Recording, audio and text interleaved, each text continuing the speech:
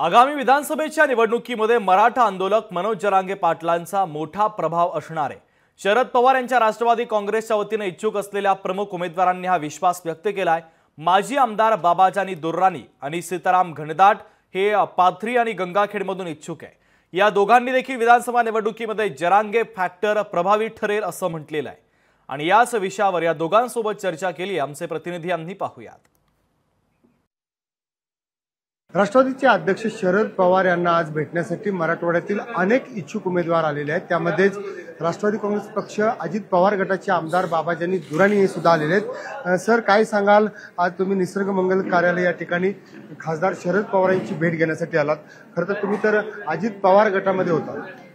नाही, आज मराठवाड्याच्या सर्व 8 जिल्ह्याची राष्ट्रवादी काँग्रेस पक्ष शरद पवार गटाची आज मुलाखती ठेवलेली आहे आणि मी पाथरी विधानसभा मतदारसंघातून इच्छुक उमेदवार आहे आणि ते मी शिष्टमंडळ साहेबाला भेटायला आलो उमेदवारी मागण्यासाठी की ज्या ठिकाणी भारतीय जनता पक्ष आणि शिवसेना शिंदे त्यांच्याबरोबर मुस्लिम समाज अटॅच होत नाही। सर्व कार्यकर्ते, सर्व लोक, मतदार या ठिकाणी महायुतीबरोबर एक मतदार राहायला तयार नाही, ही परिस्थिती आहे। आणि सातत्याने आपण बघतो की मुस्लिम समाजाबद्दल एक वेगळा वक्तव्य भारतीय जनता पक्षाचे निलेश राणे करते।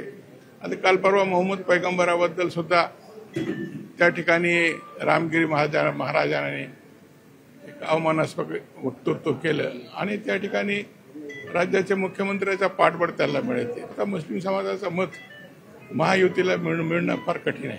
अजितदादामुळे घर फुटलं ना, त्याच्यामुळे संपूर्ण महाराष्ट्र पेटलाय आणि साहेबांच्या बरोबर आले सर्व लोक।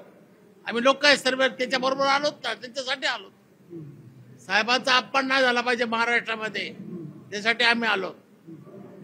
मी त्यांच्याकडे आलो, बीजेपीने माझी बँक घालवली, सस्पेंड केलं बोर्ड, अख्खं बोर्ड सस्पेंड केलं, 9 महिने झाले आणि मी घाबरवण्याला गेलो नाही। मला म्हणत येत नाही म्हटलं।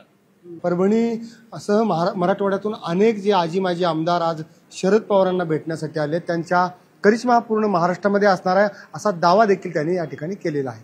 लोकशाहीसाठी मी चंद्रशेखर भांगे, पुणे।